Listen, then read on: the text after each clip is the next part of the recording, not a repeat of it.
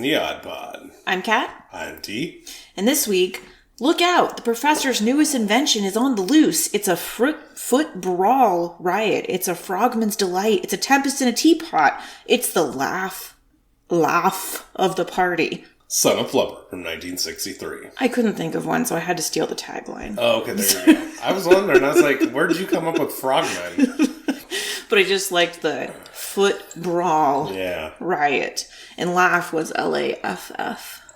Of course it was. That's the kind of laughs that were in this movie, were LAFF laughs. It's a zany moment from Walt Disney's hilarious movie comedy, Son of Flubber. Starring Fred MacMurray as the professor who finds a fantastic new formula for football.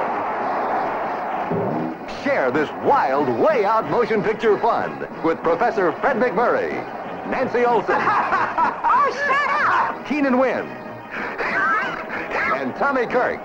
Hot one. Hey! It's for everyone, Walt Disney's Son of Flubber. This movie is like a weird alternate timeline of Shaggy Dog and Smith and Monkey's Uncle. Well, they're all the same movie. They made them all in succession. We're going to watch all of them. And there's another movie mixed in there that has the same cast, essentially. Which one? Let's see, which one is it?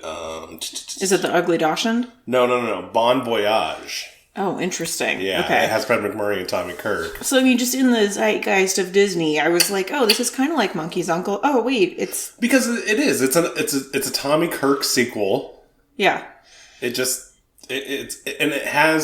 kind of a two-parted story. It's a weird movie. It's weird, and it's not great. No, it's not as bad as Moonspinners. But it's not, no. We're not talking about that kind of bad. It's just, it's not well made. They just didn't have much of an idea. No, it just kind of seems like they were throwing spaghetti at the wall to see, like, let's have a scene where this happens. Let's have a scene where this happens. Right, and there's a lot of little jokes and little laughs.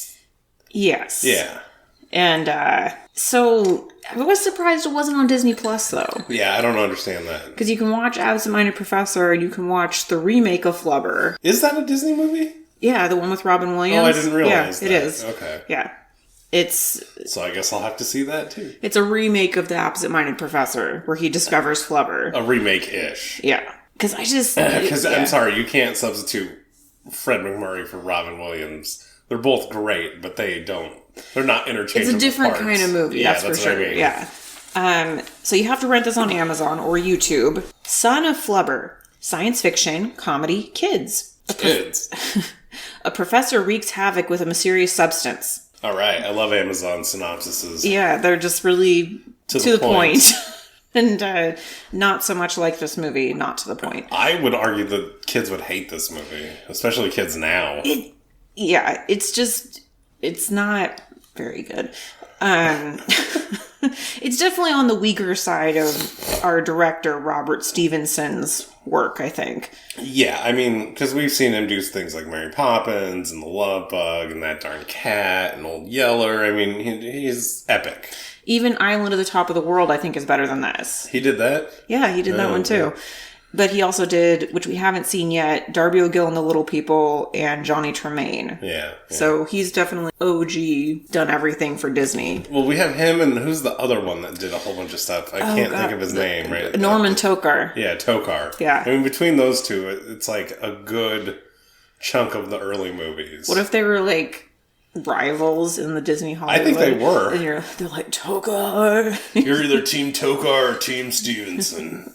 That's what Disney was telling them. Oh, wait, was he alive still? Or, yeah, yes. Yeah, he's like, make a choice, boys. Where you're going to be. So I guess that means that Tokar got Dean Jones, and Stevenson got Tommy Kirk and Fred MacMurray. Yeah, because then didn't Norman Tokar direct, because Norman Tokar also got Brian Keith, because he directed those Callaways and Parent Trap, didn't he? Except that, I don't think he did those Scandalous John. But the writers did do Scandalous John. Yeah, they kind of were pretty interchangeable. Bill Walsh and Don DeGrati. Yeah, Scandalous John, Bedknobs and Broomsticks, which I can't wait to watch. That Darn Cat, Love Bug, Shaggy Dog. They were just all over the place. Yeah, and the Don DeGrady guy also wrote Lady and the Tramp, or he worked on that. Yep. So They were definitely all over the place. They did all the great hits of the live-action Disney. Yeah, and the story is by some guy named Sam Taylor, who came up with the absent-minded professor. Yeah, and I'm just really curious. The first one has to be better than this, right? It's gotta be, because I think one of the main problems, the first 30 minutes of this movie, you're expected to basically have just watched and remember everything that happened in Absent-Minded Professor, and it's very confusing. A little bit, because we haven't seen it, so... Because, as far as I can tell, this takes place the second the Absent-Minded Professor closes. Yeah, because he's literally going to... We'll get into it, but it seems like, it just ended, because they're all waiting on bated breath for him to come back. Right. So... We've talked about literally all of these actors except for maybe one. Yeah, I mean, we'll run through it really quick. So Fred McMurray played... And he just kind of plays the same guy. I love him. I do too. He's great. Him and Dean Jones are kind of like from the same family tree. Yeah, I don't know about that. Fred McMurray was a huge fucking star from the 30s up to the 60s. Yeah. I mean, that guy is an absolute legend. And he went out there, and about 5 months later, I was walking down Broadway on the way to the theater. I looked up at the Paramount sign. It said, Claudette Colbert and the Gilded Lily with Fred McMurray. I almost fell in the sewer, you know? This guy was featured in his first film, and I couldn't wait to the show to get over to run into to see that thing, see how bad he was, you know? Yeah. And he was great. He was just great. Yes. I mean, if you go look at his IMDb, there's just a string of movies from the 30s up where he is the lead in the movie, and there's just tons of them. Yeah, but I mean, like, as far as just, like, they kind of, like, they look like they could be a little bit related, like, they're kind of just a similar vibe to me. I don't know about that. Well, that's and then favorite Nancy Olsen. Okay, I did like her better in this movie, though. I think she was exactly the same as she was in all the other movies. No, she was just a mildly less of a Karen in this one. Correct, sir.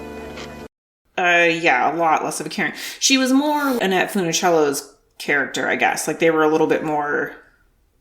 I guess. Counterpart. No, but I mean, she was just a little less annoying in this. And then the return of Keenan Wynn from Snowball Express and Smith. He plays the sheriff. Yep. And he's in Herbie Rides Again. Yeah. And he has the same character name in that. So, I mean, he might be playing the same character in Herbie Rides Again. He's literally the same guy. Yeah, he's just an asshole. He's the best asshole. The greedy asshole. And that's why I'm like, oh, this is like a weird alternate timeline of Smith, Shaggy Dog, Monkey's Uncle, Snowball Express. It's like weird alternate branches of the same timeline of things that happen. We need to see the misadventures of Merlin Jones, because I feel like Tommy Kirk is playing the same character. Well, that's why I was like, wait, does he... And there's football in this along with the monkeys. There's just a lot of footprints that kind of overlap each other. Because even at one point, he's like, why don't we get a chimpanzee to do this? And he's like, those are expensive. And I'm like, wait, but it felt like the same movie. Right, exactly. So it was weird. So, of course, Tommy Kirk. It ought to be a blast. Oh, don't you understand, Dad? As Biff, which does not suit his character. Biff is supposed to be like a douchey asshole guy. Yeah. And Tommy Kirk in this movie is just kind of like a slightly manic science nerd. Okay, he looks insane in this movie. Does. Yeah, and he is insane. He's constantly just acting insane. But he looks like he's on drugs in this movie. Yeah, like he really does. He looks insane. Oh, and then I want to give a shout out to... So the judge, Charles Ruggles, he was the grandpa in The Parent Trap. What is it? I just thought they ought to be alone for a minute, that's all. What's that? She's Margaret's child. She hadn't seen her since she was 1 year old. I'm her grandmother. I have a right. Louise, for once I'm putting my foot down. Let them alone. Nice. I'll give a shout out to the announcer guy at the football game, Paul Lind, who went on to a storied movie career after this. The most important being Templeton and Charlotte's Web. That's the best. But he's very famous for his voice. Yes, that guy. 100%. Yeah. And he was oddly good. Oh, he was one of the best parts of the movie. Yeah. I mean, he wasn't as good as Ed Wynn. Well, Ed Wynn saves the movie. In the courtroom. Because, he really is a scene stealer in every movie he's in. Yeah. Mary Poppins. Yeah. The Mad Hatter in Alice in Wonderland. He's at the jeweler thing in That Darn Cat. Which is the best. And in those Callaways, he's that wacky guy who's telling those really stupid jokes on the porch. Yeah, he's the scene stealer and everything. Yeah, he really is. Did you get any fun facts or trivia? There's not a lot to go on here. There isn't a lot. I had a few, but there's not a ton. We're going to have the same stuff. We'll see. Freddie Mac was playing the sax in that scene at the party. I think that's very fun. Yeah, I do too. I was like, wow. Because apparently he's a great saxophoner, so he was jamming out with his clam out in that scene. Somebody's clam out. So there is a colorized version of this that's only available on VHS. Come on. For real? This would have been so much less boring if it was in fucking color, and they have a colorized version and they don't put it out? Only on VHS, apparently.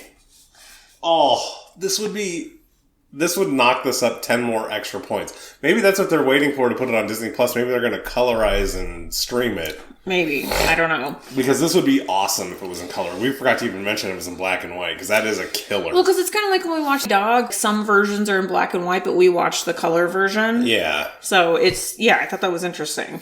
Because it was weird, because I'm like, I keep seeing pictures in color. Like, why is this in black and white? Yeah. I wasn't expecting it to be in black and white when we... Neither was I. Flipped it on. I was like, wait, what? No. What else did you got? Somebody was complaining about animal cruelty in this movie. I couldn't figure out where that happened. I don't know where that happened either. Like, was it because of, like, the only animal in this movie was the dog? Charlie, yeah. And nothing was happening to him. I don't understand. He got blamed for peeing on the floor? It's not like she hit him. And I mean, there was the cats, but... Drinking the milk. But, like, I didn't see any other animals. Yeah, so I was very confused. I thought you would know. No. So, unknown animal cruelty. And then the last one I had was... There was apparently this giant toy fiasco with... See, I was going to talk about that, but I couldn't figure out how to make it concise enough. So, essentially, they released a toy that was supposed to be... Well, it was like Silly Putty. It was supposed to be called... It was Flubber. But it made kids break out in rashes because it would cause this infection in their hair follicles. Yeah. So they tried to get rid of it by burning it. That made like this sludge over Rhode Island. They tried to put it in the sea. Yeah. And it popped up in the bay. So they had to bury it under the Hasbro warehouse. Oh my god. Do you think it's still there? They say that on hot days it still oozes up, but that's like an urban legend thing. The urban legend of Flubber. Yeah. So then, they got a bunch of lawsuits. It was a whole thing. Because on IMDb it had just this long paragraph. And that was the summation that I had as well. Yeah. Oh, goodness. I wasn't going to talk about it unless you brought it up. Well, considering there was literally only like 5 facts, and I had to go into like the other section to find the thing about the colorized VHS. Yeah, that just upsets me that I know there's a colorized version. Sorry. Didn't mean to bum you out. There. That's ridiculous. It's a bummer, man. It is. So are we going to flub our way through this? Gas our way through this? I don't even know. Yeah, gas.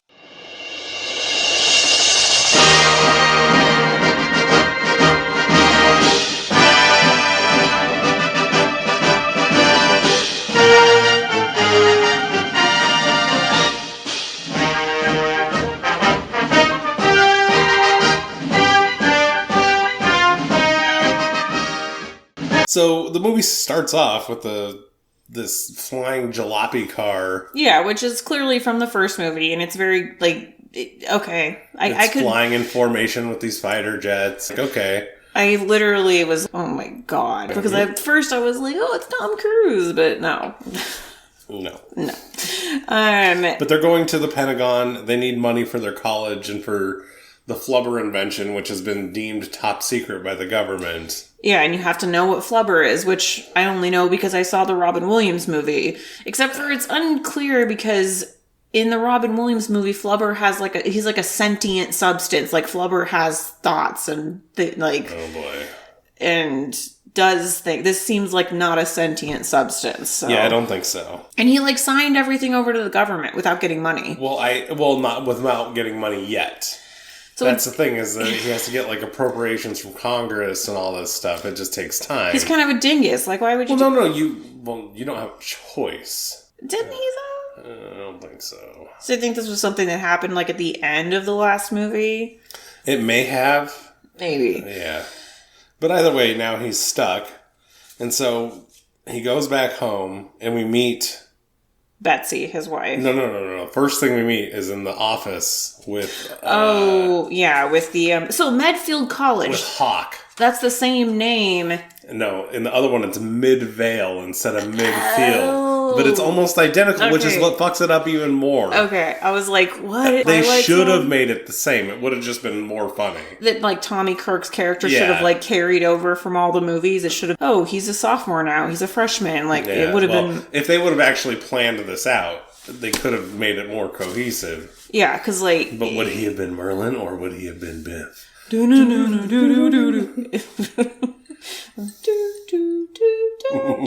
Yeah, and they're talking him up like he's gonna save the college because they're in this huge debt to this loan shark guy who's Tommy Kirk's dad, apparently. Yeah, apparently they got to get $350,000 by some point. Then we cut to the scene with his wife. Okay, I did actually. This whole scene is fucking fantastic. It's very funny. Yeah, and that's why I thought, oh yeah, okay, I have hope for this movie. Right, this is gonna be like Shaggy Dog funny. I had hopes for it. Right. Because she is they give her a fur coat, they give her, because it's like an advertising company. And they give her a check for $1 million. Yeah.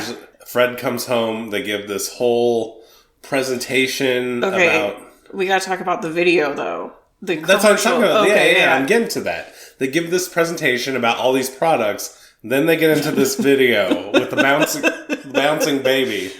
Where the video is like one of those infomercials where people are like, "Oh my god, I can't hold on to anything." Right, and who knew that went all the way back to the 50s? That all this infomercial stuff went all the way back, because that is exactly what it was. It was the infomercial. Oh, I have a plate of eggs and I just threw it over. Whoa! And they're like, make your whole house out of flubber. And that guy, when he slipped on that water, like he did like a full 360 backflip. That was crazy. It was. And then he is literally bouncing the baby off the floor like the baby's a basketball. and the baby's just cooing like, ah. And I thought that was very funny. Yeah, it was very clever. Then, friends, the time has come to flubberize your home. Transform it from a booby trap into a love nest. Make it safe for you and your loved ones. Yes, flubberize your home with hazard-free flubberolium floors. I really wish the rest of the movie had more of that tone. It would have been awesome. Well, because even when they find out that he doesn't have the money because he's giving it to the government, and then she won't give back the check, she's like, for $1 million, no. He's like, Betsy, give it back. And she's like fighting with him to get the check. And although by all rights, she should have been able to keep the check, because he said, hey, this is just for the missus to persuade the mister. I mean, that's her. That should have been her money. Yeah. I mean, whatever. She should have just like tucked it in her dress. Oh, and then when they come back and rip everything off her and they try to like unzip her dress, like, that's my dress. The whole scene was funny. It was great. But see, this is why I like this lady. She's really good at being kind of a off-put but tough at the same time. Yeah. Like she has a niche and she's good at delivering on it. I like her toughness. Yeah, she's a tough broad. She's always tough. She's Tough and Smith, you know. Yeah. I think she's good. Kat hates her. So I don't hate her, because I liked her better in this movie. I liked her okay in Snowball Express. She was good in Snowball Express. I just really didn't like her in Smith. I still think that is. I just found her annoying. One of your worst takes. It's fine. I know. You can have your opinion. That's incorrect. It's just one that doesn't make any sense. Except for it does. It really doesn't. And then we get a weird scene where this IRS guy shows up. Yeah, and they're like deeply in debt because of their claim of how much estimated amount of money they were going to make. It doesn't work that way. If you didn't make the money, you're not going to owe it. Yeah, it doesn't work that way. That's why I was so confused because... And it didn't go anywhere. Exactly. It didn't go anywhere. Except for that guy like showed up at the trial later on. Oh, he did? You just see him briefly. I didn't see that. As like a character witness for the plaintiff. Like, oh, these guys owe a bunch of money. Oh, and the little flashy... Okay, I must have missed that. This doesn't make any sense. I guess it's just to show that they were desperate, but them being desperate only comes up one other time. Yeah. Oh, the thing with like trying to pay the paper boy and the IRS guy like taking notes, and he's like, "What are you doing?" And he talks something about she's like, "You'd put your own mother in jail." He's like, "Yeah, we got her for this and this and this." Like that was funny. It was funny. The beginning of the movie was funny. Finally, we find out, because throughout this whole time, Fred McMurray's been trying to tell people about his weather gun, and nobody will have any thoughts or listen to him at all. He's just like, they're just like, "Oh yeah, fuck off, dude." Yeah, he's found a way to control the weather with flubber gas, even though he's never tested it. So how he knows? He just hypothesizes, right? And so then we meet Biff, Tommy Kirk, with the football. He's like a football nut in his crazy suit that he has that he's suckered some little guy wearing, which looks almost exactly like the same guy in Monkey's Uncle. It is the same guy. Is it the same guy? It's the same guy. What? It is the same guy that was flying in the Monkey's Uncle. Because I had to look it up because I was like, "That's the same guy." Yeah, I thought it was the same guy too. I was like, "But it can't be." I was like, "Yeah." No, it's the same guy. It's the same guy as Monkey's Uncle, and I think they did this on purpose, maybe because did this come after Monkey's Uncle or before? No, before. So maybe, I don't know. Because remember, Monkey's Uncle's full color, Beach Boys.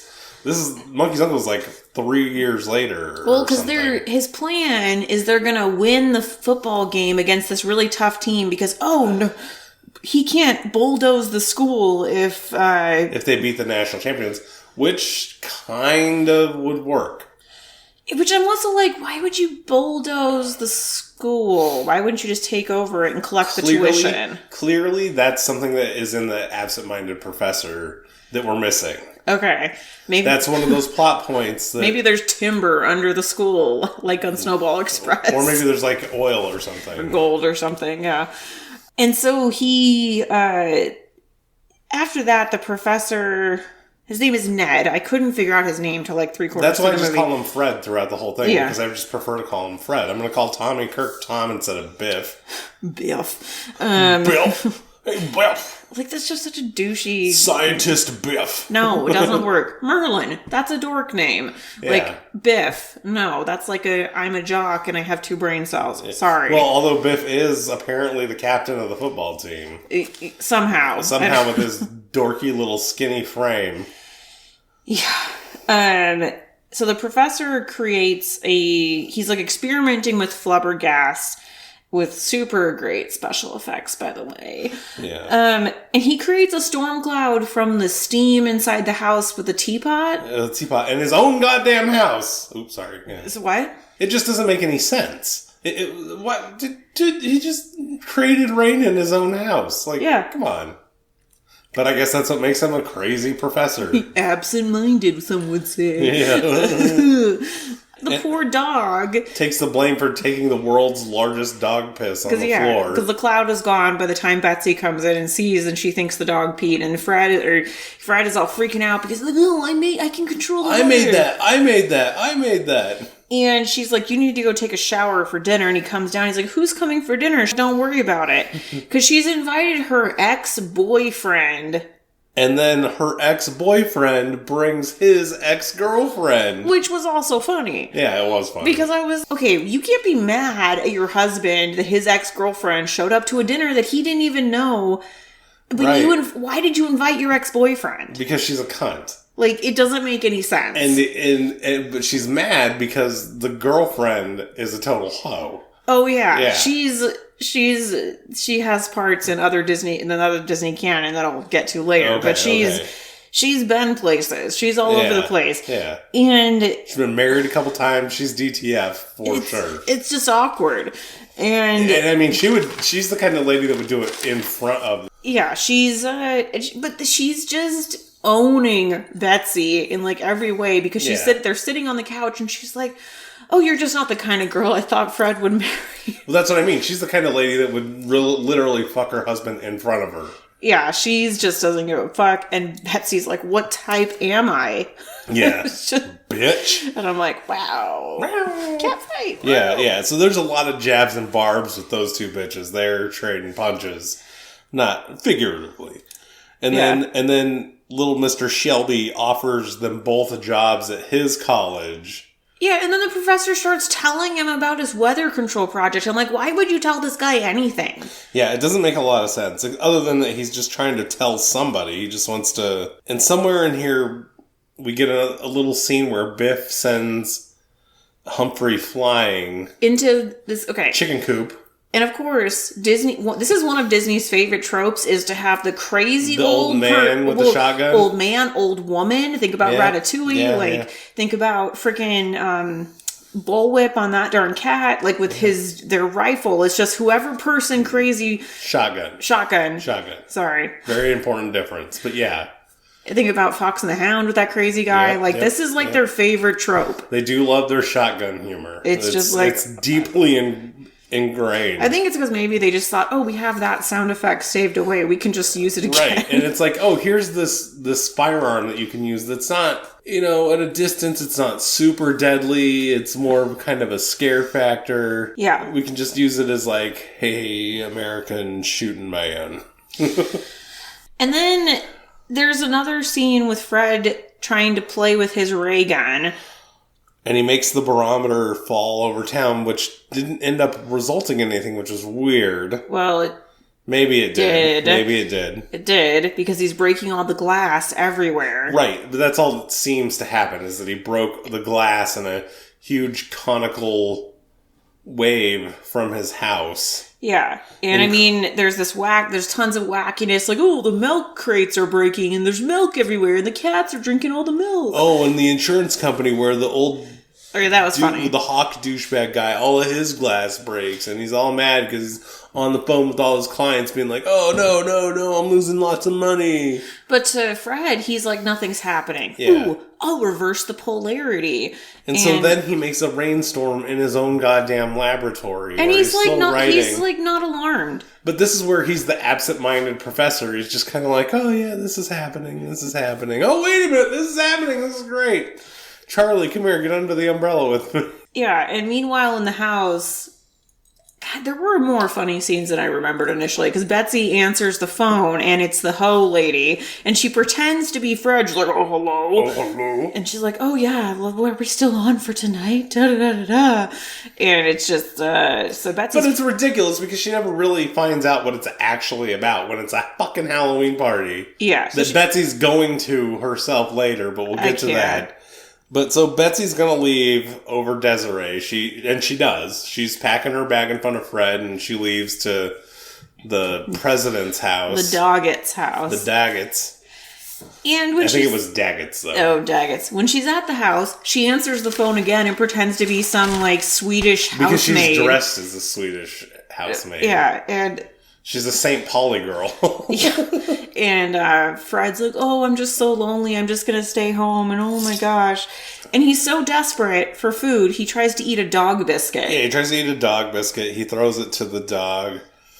He goes out to the kids and is like, hey, let's go out for a hot meal. Do any of you guys have money? And they don't have any money. Because they spent it all on that crazy suit. Yeah. So Ned says, okay, well, I have a party that we can go to. Maybe we can get some food there. So he sneaks a bunch of food in his saxophone and has the kids play trick-or-treat to give them the food. And he tries to leave with them. Is it Shelby that catches him and takes him back in? Well, Shelby, but also the hoe lady, whatever. Nuzzy! Comes in, she's like, oh, you brought your saxophone. You need to play saxophone for us. Yeah. And of course, I knew this was going to happen, but I still laughed. He plays the saxophone and the rest of the popcorn just shoots out the saxophone. Yeah. It's really stupid. And she's like, oh, you're such a funny clown, Ned.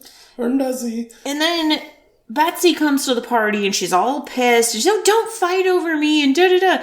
And because Ned is, what's his face? Professor's too much of a freaking bumbling idiot to be like, ho, get the fuck off me. I'm going home with my wife. He just makes a fool of himself. Well, kind of. And she is just over the top. But she'll take a ride home with her ex-boyfriend. Right. With her you can't. But he's like a little cuck, little bitch ex-boyfriend. But you can't be mad at your husband for his ex-girlfriend clearly being a hoe and then go take a ride home with your ex-boyfriend. Right. Which goes nowhere. Well, of course not, because he can't get it. She's done with him. But then he gets wet in his car. Okay, this part's really funny, actually. Because the professor is shooting his car as he's driving home with the gun and is slowly filling up with water from the rain cloud. The look on Fred McMurray's face for this whole scene is fucking classic. Oh, yeah, because he's like... It's all just his own face work, and it's fucking hilarious. Because he is cracking himself up with this whole bit. Yeah. This is the funniest thing to him that he's ever done. Because it is funny. Like, fuck you, dude. Yeah, because the guy's like car is completely filled up with water. And he's getting shocked with lightning from the mini cloud. And he opens up his mouth and lightning shoots. It's just ridiculous. Yeah, it's funny. It's a good scene. And he ends up crashing into the police car. Their brand new police car and crunching it. So it gets crumpled like an accordion, but his car is just fine. Yeah. Well, to be honest with physics, his car was full of water and weighed like a couple thousand extra pounds. Oh, that's true. It would have. That's true. Yeah. And I feel like this is kind of the point when the movie started to go downhill. Well, to me, okay. We talked through all the good parts. Yeah. But there were a lot of really boring parts in what we just talked through. Yeah. I think the problem with this, because there's good parts to come still. Well, kind of. But the whole movie was just a little claggy. It was just a little undercooked. Like, just needed some help. Needed something. Because then the insurance guy comes to Ned the next day and is... I found you out about your glass breaking machine. Let's make this glass breaking scam business where we buy up a bunch of glass companies. Then we go all over the world breaking glass with the machine and we just clean up. And it's like, you skeezy douche. Yeah, nobody would ever figure that out. Yeah, nobody would figure that out. Nobody would ever, we'd clean up. We'd both get fed off of it. It's like, fuck off, and dummy. Then because Ned is like, no, I'm not going to do that. He threatens to send him to jail. And Tommy Kirk shows up. And we get a great line where he says, if you weren't deductible, I'd disown you. Yeah, that was pretty good. I'm glad you wrote that down. I laughed at it, but I didn't jot it. And Tommy Kirk this is where I wrote, Tommy Kirk looks really weird in this movie. He really does. They caught him in a really awkward spot for this movie. Yeah. It was just before he became an adult, I'm going to assume, because that's what it looks like. Yeah. And he's just kind of like, Urgh. I don't know. And because by the time at Monkey's Uncle, he's a weird adult. Yeah. Yeah. And... So I'm a little fuzzy on how exactly we get from here to the football game. So there's a weird scene with the boys and Fred where he's like, "Oh, I'll help you do this thing for the football team." So they do it. Then it just goes into the football game right before that. The police are like coming. Oh, Tommy Kirk comes back with like the kit that they needed, and he says, "The police are coming. Okay, we got to get out of here." They float over the police in the car. Okay, and then it's the football game. Okay, because they're at the game, and this insurance guy is like telling the police what to do, and I'm like, why would you be telling the police what to do? Well, this is like a Roadhouse situation where like the richest guy in town kind of owns everybody. It's ridiculous, and it's one of those things that. I don't know if it's still true. It probably is. As a matter of fact, I am pretty sure it's still true that the richest guy in town can order the police and judges and shit around. So the football game. He's down to the 20, the 15, the 10, the 5. George, did you see that? Real long. It's really long.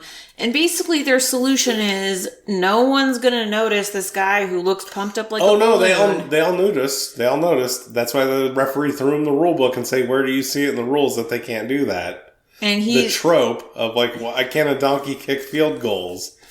They're throwing his entire body down the field because he's filled with flubber gas. Well, they explained that because he was going to be neutrally buoyant so that they could throw him. Oh, my God. And eventually they use him like a beach ball, and they score and they win. But the dumb Humphrey kid finally gets popped, and they have the one last chance to win.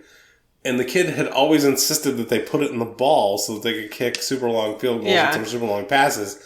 So when it seems like they have no chance, they put it in the ball, and they kick a field goal from their own end zone, which is impossible, like everybody knows. Yeah, 98 yards. And the announcer guy through this whole thing is doing, like, he's just like...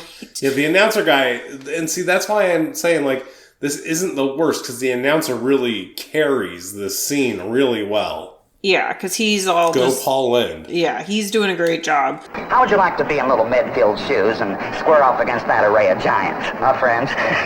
Those boys are like hungry tigers. We are witnessing one of the wildest slam-bang football games ever played at any time. Like, at the end of the game, and everyone's cheering, and then Fred McMurray has been hiding from as a football player. So he's cheering, and then they see him. And they arrest him. But it's like every cop from the nearest county is there to arrest Fred McMurray. Like, what? He has the power. It just doesn't even make any sense. And then all of a sudden we get a court scene. It's not clear what he's being charged with. Because Mr. Insurance Guy says that he broke all the windows. But see, here's the thing: what's the scientific proof that he did it? It's just you just got to suspend your disbelief, I guess. Yeah, I guess so. So we got the trial of the century.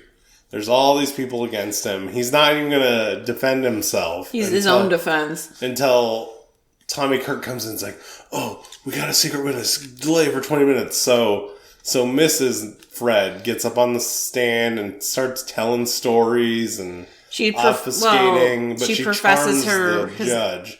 Yeah, she does charm the judge, but she also is, "Oh, I never should have doubted you, da-da-da-da-da. Like, everything's fine now." Yeah. Because I realized that we're going to be rich again. Yeah, for real. And then they bring in Edwin, who's the best. And Edwin just destroys the scene. He comes in with a gigantic hammer, smashes everything up, and he's just fantastic. He's hilarious. He looks like he's fucking high, always. Well, and he acts like it because he talks and he laughs. He's like, "Oh, I thought you would never ask." Yeah, so he's like an agriculture inspector, and he goes through this whole thing about how shitty the soil is there, and he pulls out these tiny corn husks and these tiny radishes. "Oh, we got a rutabaga here somewhere. Where is that rutabaga?" Basically implying that it's up his ass. Yeah. And then he's like, basically they're implying that Fred's invention fixed the soil because it's invisible rain. Because of dry rain. Because then they bring in this whole parade of giant, oversized vegetables. Oh, like just ridiculous, like human-sized carrots. Yeah, and like pieces of corn that are just huge. Huge. 2 people have to carry it, size of corn. And so it's like, ta-ta-ta-ta-ta. And the judge... And a giant walnut that the judge eats, and he's like, "Fuck it, case dismissed." Yeah, he's like, "This is great. I'm in the world's biggest Bloody Mary." And then there's just... a circus. Of the band for the college comes in and starts playing. Yeah, and then there's just at the end, it's like some weird scene of Betsy and the professor just flying off in their car, and they make like a weird sex joke because he's like, "Name one thing that science hasn't improved to date," and she looks at him and like bats her eyes, and he's like, "Oh, that," and they make out, a little bit. Like it's a weird sex joke. Although it's true though, I mean, science hasn't made sex any better. For old people, what about Viagra? Yeah, okay, fair enough. Yeah, exactly. Yeah. So that's not even, I'm like, really? That's not even accurate anymore. Yeah, that's true. It's true. But at the time, Papali, I mean, Yeah, and that's the end of the movie. And I still have so many questions. Yeah. There are questions to be answered. So... like, did they get rich? What happened?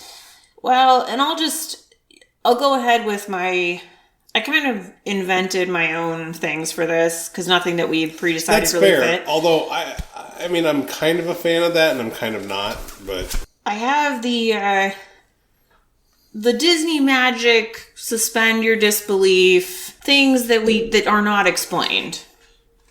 What about the IRS? Did they have to pay all that money?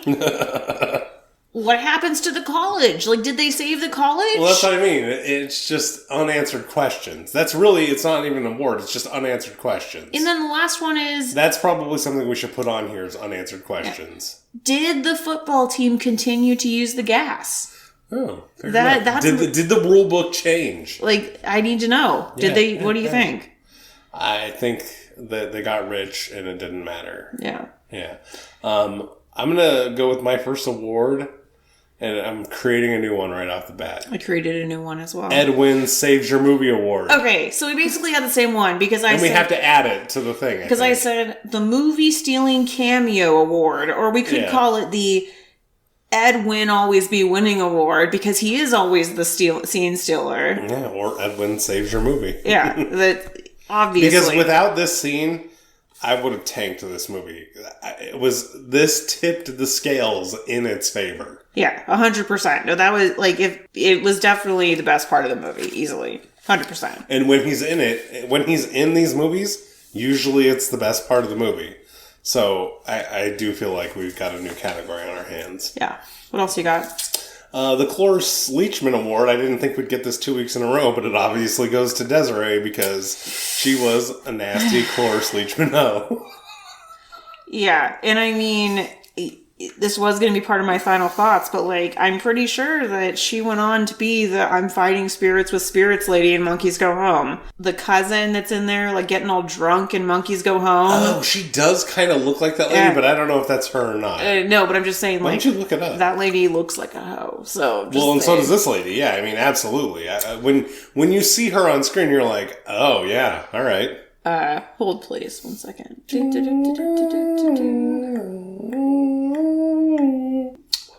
She's not coming up in Monkeys Go Home. Yeah, it's not her, but it is her.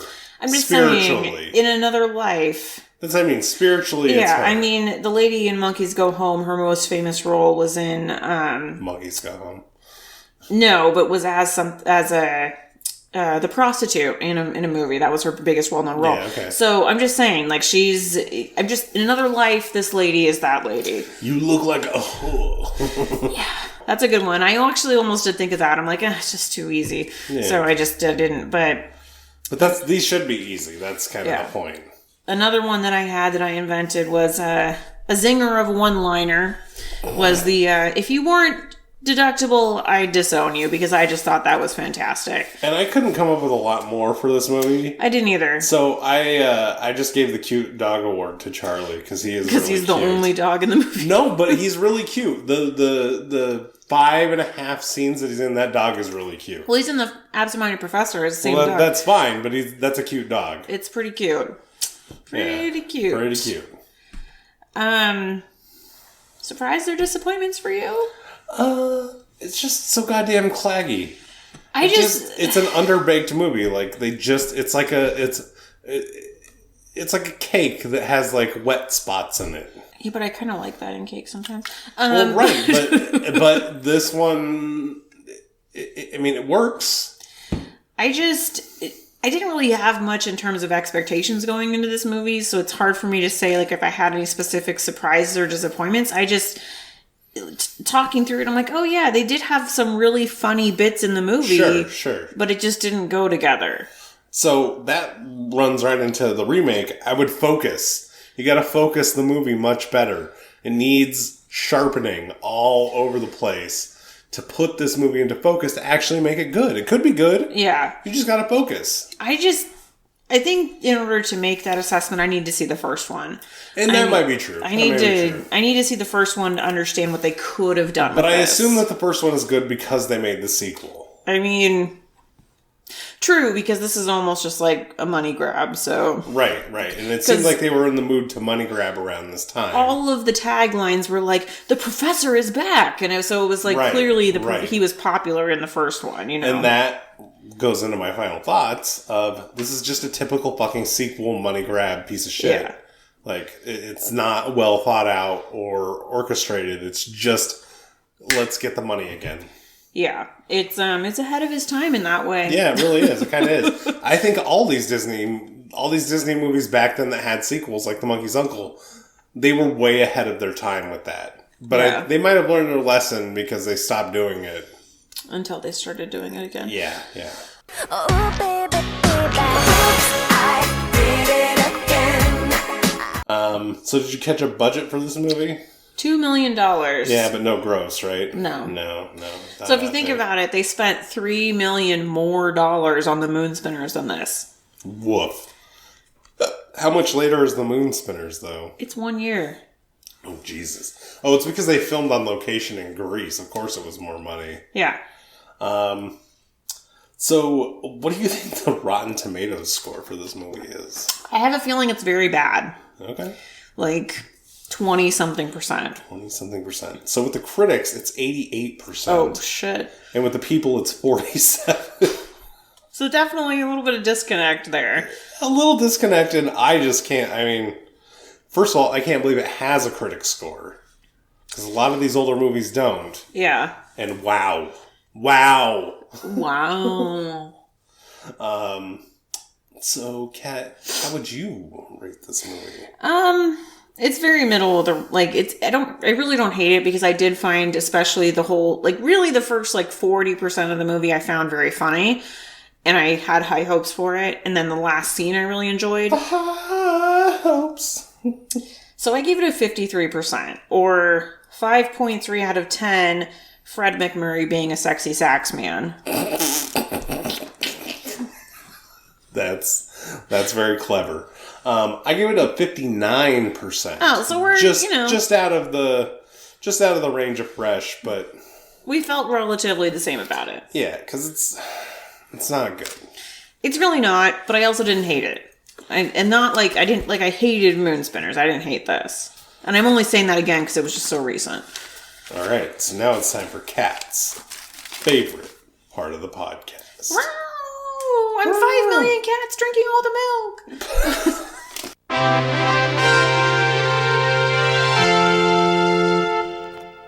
So we are stuck in the same place. We get number 70 this time. What? What? God, it's gonna be like Moon Spinners 2. Moon Spinners 2. Oh no. Why are you laughing? Is this Absent-Minded Professor? No, it's not. I would laugh if it was. It's one better. It's from 1964, The Misadventures of Merlin Jones. What luck. I need to watch this movie. Oh, you just had to God. say it into existence.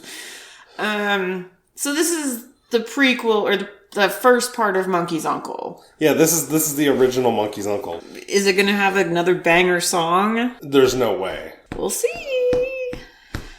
Yeah, we will. We will see. Oh my God. I have to look at Tommy Kirk's weird fucked up face again. Oh wait, but so Annette Funicello's in this one too, I think. She's gotta be. Yeah. Yeah. This is the Monkey's Uncle, but without the Beach Boys song. And is it gonna have football in it? I don't know. It's got, you've got it. But, okay, wait. The president of the university is the same in both movies, right? I'm not tripping about that. I have no idea. That guy looks exactly like the other guy.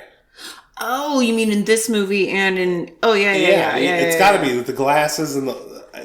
Let's look that up. I just want to know. Okay. Hold on. Why was this called Son of Flubber?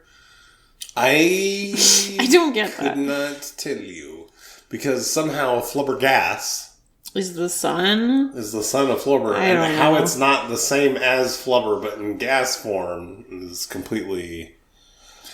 Is it President Rufus Daggett, right? Yeah, Daggett. He's a Judge Holmesby in The Monkey's Uncle. Oh, so he's the judge. Okay, so I did see him in The Monkey's Uncle. Okay, that's good enough for me. I don't see... Good enough. It's the fine. College president is a different guy. They do look... Almost the same?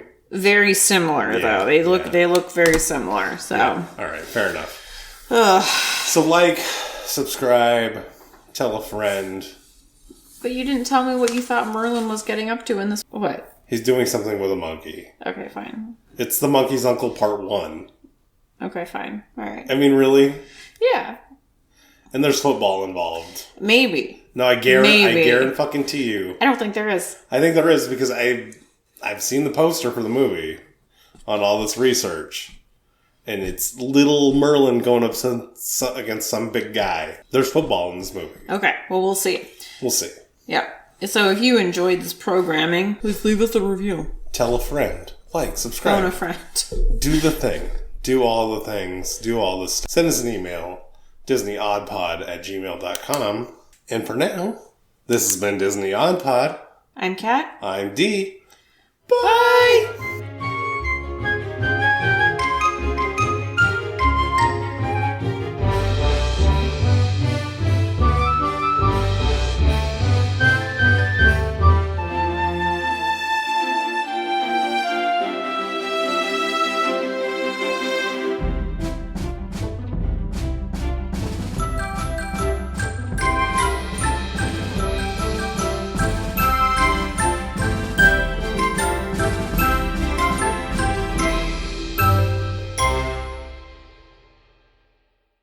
See, I waved just for you. Well, yeah, it's key. Coming at you live from the studio. Just waiting for my husband.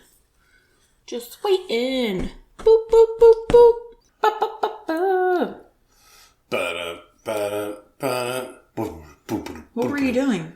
Eating peanuts. Oh, that's right. I forgot that you were on the deck when I left. I got distracted. I wanted some hot nuts. You think you got it? Yeah, I think so. Okay. Out we go. This is my favorite thing, by the way. The Imperial ginger beer. Mm-hmm. So Imperial, you know, if you're out there, we're here. Imperial means that it's a higher alcohol. Oh, Timber City ginger beer. Whoops. Yeah. You know what I mean? Yeah, that. Imperial is like, it's double brewed. It's delicious is what it is. Timber City ginger beer. It's got a nice ginger spice to it. Good Spice. Good for summer, winter, all the things. They basically just shrunk ginger spice down, put her in a bottle. Oh, cutie. Ew. Okay, we'll do this. That was funny. All right.